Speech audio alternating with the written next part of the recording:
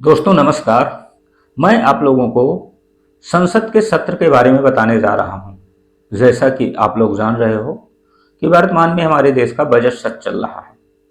सीधी सी बात है, हमारी आपकी यह उत्सुकता होती है यह जानने की कि आखिर ये सत्र क्यों चलते हैं, इन्हें कौन बुलाता है, इन सत्रों में क्या क्या होता है, इसके संबंध में संवैधानिक प्रावधान क्या है इत्यादि।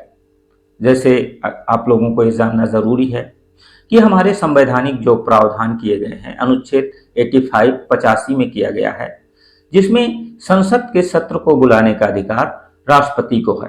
राष्ट्रपति महोदय संसद के सत्र को बुलाते हैं, लेकिन सच में जो इसके पीछे भूमिका होती है वो संसदीय मामलों की कैबिनेट समिति की सिफारिश पर राष्ट्रपति बुलाते हैं सत्र को। आप लोगों को ये जानना जरूरी है कि हमारे देश में संसद के 3 सत्र होते हैं। जैसे बजट सत्र है जो वर्तमान में चल रहा है। बजट सत्र की खास बात यह है कि ये साल का पहला सत्र होता है। दूसरी, इसमें बजट पेश किया जाता है जो देश का वित्तीय विवरण होता है अनुच्छेद 112 के तहत। और तीसरा, इस बजट सेशन में राष्ट्रपति का स्पीच देना जरूरी है, अभिभाषण देना जरूरी है। हमारे देश के राष्ट्रपति जो है वो स्पीच जब लोकसभा का नवनिर्वाचित लोकसभा का गठन होता है तथा जो बजट सेशन चलता है उसमें देना जरूरी होता है। एक संवैधानिक प्रावधान है। ये जो बजट सेशन है ये 2 भागों में बटा है और ये सबसे लंबा चलने वाला सेशन है। फरवरी में अभी शुरू हुआ है और ये मई तक चलता है। इसके 2 भाग होते हैं। एक तो अभी हमारी वित्त मंत्री जी ने बजट पेश किया और बजट में अभी जो चर्चा है इसके बाद कुछ दिन के लिए अंतराल हो जाता है, जो उस अंतराल में बजट में ब्यौरेवार संसदीय समितियां चर्चा करती हैं। इसके बाद मतदान, बजट को पास किया जाना इत्यादि कार्य होते हैं।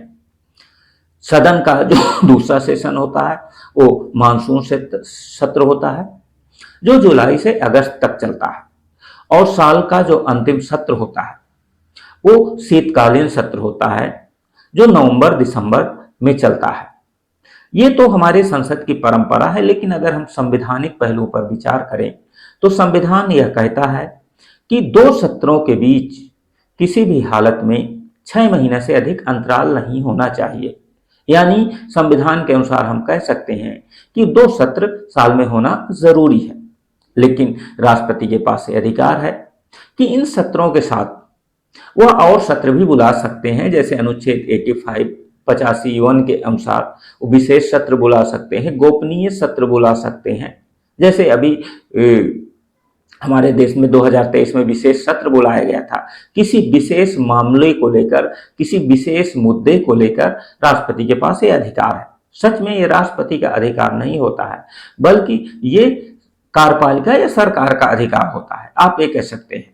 लेकिन जब सत्र चलता है, जब संसद की बैठक होती है, संसद की बैठक में कुछ आवश्यक शर्तों का पूरा होना जरूरी होता है। जैसे संसद का एक कोरम होता है, वो लोकसभा का भी होता है और राज्यसभा का होता है।